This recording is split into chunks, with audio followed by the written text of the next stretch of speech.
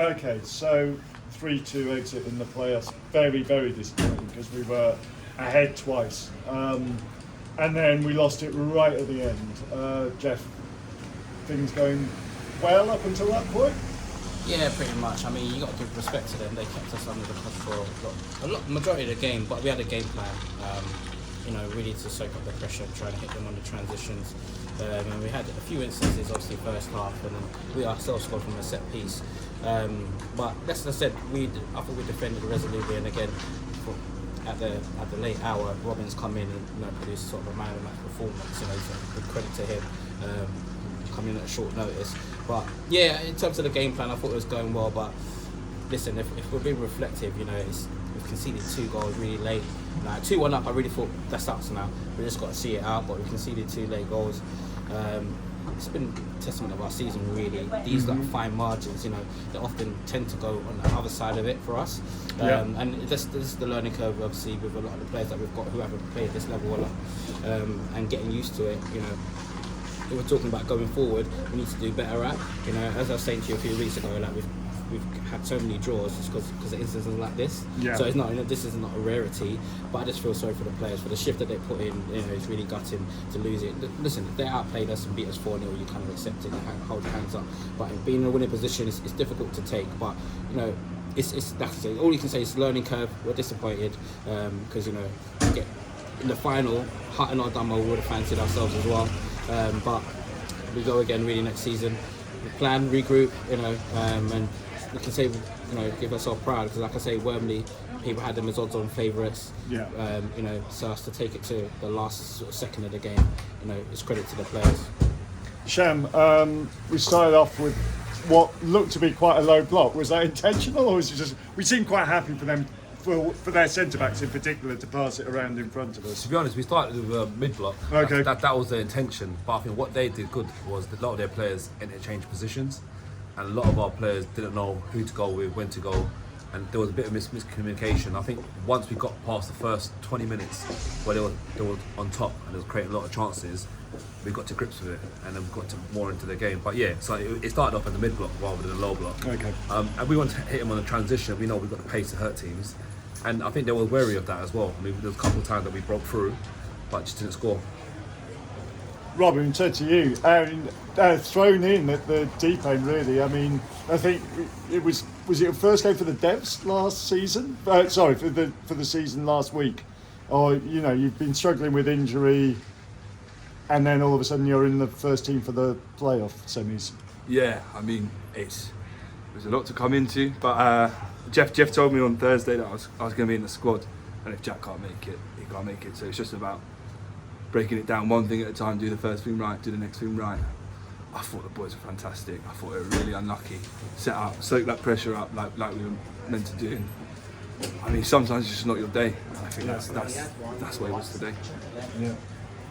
Okay, I mean, you'd already made one really good save very early on in the kind of first half. I can't remember whether it was before or after the air ambulance incident, which it was a packed day here today.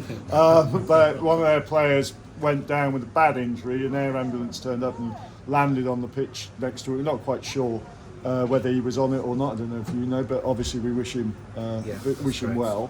Because it looked like a nasty injury. Did that affect things? It just slows things down because initially the ref said both teams could go to the change room, but I think they stayed out. So again, when the boys came out, it's not nice to see, regardless of what level people are playing at, a fellow sort of semi-professional, going down, and he seemed in a lot of pain. So like you say, we do wish him well, but we had to obviously refocus again and go through the warm-up again, technically, really, to start the game.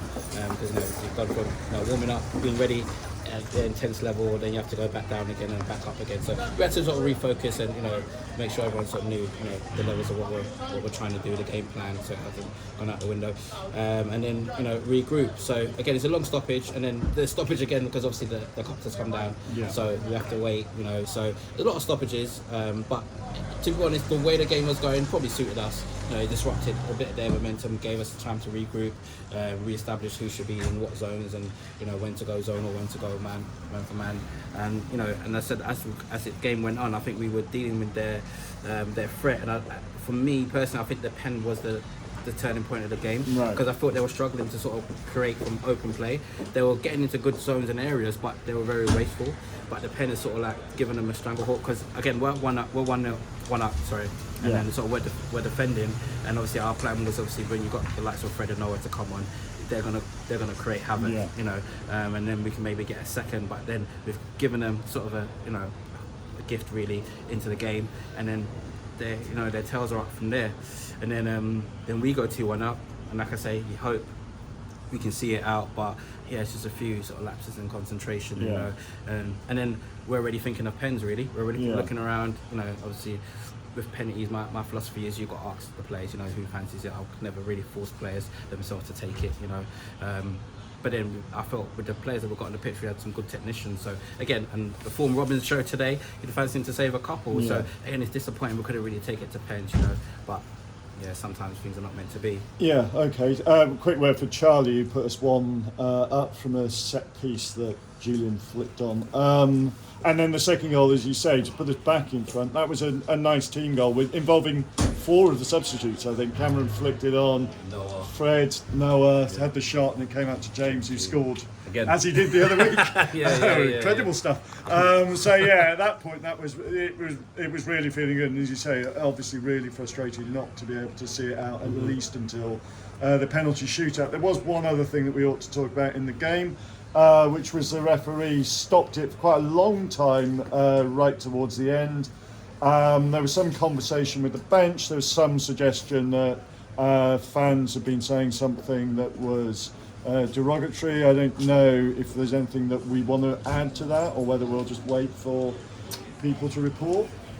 I mean, as you said, there was a long stoppage. It must have been a good 5 to 10 minutes. I really didn't know what was going on. We thought maybe the player's injured or someone's getting sent off. And when we saw the referee sprint over to their dugout, I was thinking, you've got to tell us what's going on. So I've gone over to the fourth official. I said, what's going on? Is someone getting sent off? And he was like, no, apparently. I'll say what he said to me. Apparently, your left back, who's Bailey, has been racially abused for most of the half, and he's reported into the ref. Right. So obviously, once we've got that, we've got all the players in. We spoke to Bailey. He said first half there were a few homophobic comments in the other end, which he sort of like reported, but nothing got done about. And in the second half, he reported the racial abuse that he'd received, and he goes, it's been going on all half. So Briggsy come in, the captaincy, we spoke to Geoff. We said, look, what do you want to do? Like, if you want to walk off, we'll walk off in solidarity. And with you, he goes, obviously it's a playoff semi-final. Obviously football is tribal. Obviously you're in heat at the moment. He wants to carry on playing, so we carried on playing.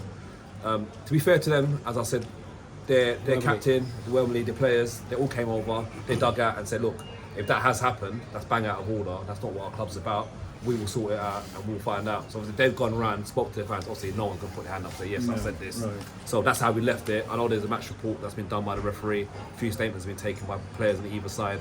So we'll just wait for the outcome. But I mean, for a great game of football at step 6 level, playoff semi-final, to be talking about a racial incident in the 20th century is ridiculous. Do you know what I mean? It's ridiculous. It's a shame, to be fair. It was a great spectacle, but obviously this day and age that we're living in, it's still happening. It's not right. We've got to get rid of it. So I think Bailey's put a report in, and I think a few of the players that were close have put a report in. So obviously we have to see what the outcome of it is, And as Sham says, in the heat of the moment, from Bailey's perspective, because obviously his well-being is obviously most important. His idea was, let's go and win the game, let's beat them. Because there are 2 ways about it, isn't it? You can walk off, or you can try and sort of beat them and put it in their faces, really. So Bailey was happy to continue. That's where we backed him up as a team, as a collective. But as Sham said, we shouldn't really be talking about this really. Step 6, it's really good enough. So we'll see what the outcome is, from the report. Okay. Thinking about the season more kind of generally, I mean, it seems a very, very long time ago now that we did some I remember doing a pre-season interview in Barking's ground in the rain, and you were saying, season of consolidation. Talked in the boiling hot sun, 40 degrees in the dog in the middle of the pitch, and we were, as Christmas came, we're sort of inching towards thinking, okay, well, playoffs are legitimate aim about where we are. You must be reasonably happy. We've exceeded expectations where we started off. thoughts on that, and also looking ahead to next season? Are we losing players, getting players? I think it's too early to say. To be honest, I don't think, you know, from what we get the vibe, you know, from the players, I don't think we'll be losing too many. But listen, the situation can change in a couple of months. We'd always recruit. It's always good to refresh. Competition for places is always good. You know, we like to sort of have trials, which also we're putting out on the socials as well. You know, just to, you know, make sure we're competing. Because, like I said, I think in terms of if you look at where we can improve on, obviously we feel we can score more goals. I think defensively, I think generally as a unit, I think we'll be fine. But I think we can score more goals and be clinical in the final third, because I think that edges you towards the top 2 positions. I think that's what we've missed out. I think if you look at majority of the top 2, top 3, I think they've got nearly 100 goals. I think we're at 78, maybe 80 odd. So, you know, if you add, you know, even if 5 or 10 in some of these draws, you're looking at, you know, you're in the title picture. So possibly, you know, the final third, I think we need to sort of sharpen up a little bit. But in general, you like to think as some of these players as well, a year under their belt, step 6, they will be better. But yeah, as you said, we've exceeded in terms of what we thought we would do. You know, and in terms of that the distance, obviously the league, you know, we're talking about 43, 44, 45 games, you know, and obviously it's about conditioning yourself towards that as well. Because obviously, if you look at our bench, you know, pretty much everyone on the bench has some sort of knock or injury that they haven't played, you know, lacking a bit of sharpness, you know, so it's about that conditioning. We've pretty much gone through the whole season, I looked at probably with 40 players, so for us to even you know, end up in the playoffs, I think that's excellent. Shows the commitment of the players as well, and we always have to give credit to them, turning up, you know, taking things on board. Rudy's come on board, you know, they've done well to adapt so quickly. But yeah, I feel, again, this season was a free hit. So next season, as you know, expectation comes now. Because we're finishing the playoff this season, realistically, we're honest, people are going to expect the playoffs again next season. So players need to adapt to that, know that we've got a target on our back and teams will be prepared for us. So we'll have to come again with something different. And that's for us as a management team to make sure we're ready to come with that new intel. I mean, it's ironic, isn't it? The season started at Wormley and it's today. It's finished at Wormley. As like what Geoff said, to be honest, like beginning of the season, we just want to be competitive every game, make sure we don't get relegated. And if you look at all the teams that got in the playoffs, I think there were teams all that came up promotion last year. Right. And we're probably the only team that hasn't got the budget. I know people don't like talking about that sort of stuff, but we've got to be realistic. This is football. Do you know what I mean? At the top 6 teams, Bentley got promoted, all other teams got a budget. Our players are playing for the love of the club and the love of the fans. And for management team, obviously to Robin as well, to all the players, we want to thank them for their efforts. They've been superb all season, exceed our expectations. It's the best change room that I've been part of in football. Honestly, like, they're such a great bunch of lads. And yeah, thank the fans coming home and away when it's cold, wet, do you know what I mean, hot. So no, I mean, credit to everyone at the club. We should be really proud of both teams. The men's team, women's team, development team, everything that's going on at the club, we're going in one direction, that's up. So we should be proud. Okay. Well said. We haven't got a man of the match trophy, but if we did, it would be going to Robin. All we can do is urge people to vote for him when he makes it up. I gather the keeper normally wins, so he should be a shoo-in. Jack's PR team. All right, great. Okay, great talking to you all. Thanks for talking. Everyone enjoy holidays. Cheers. Thank you.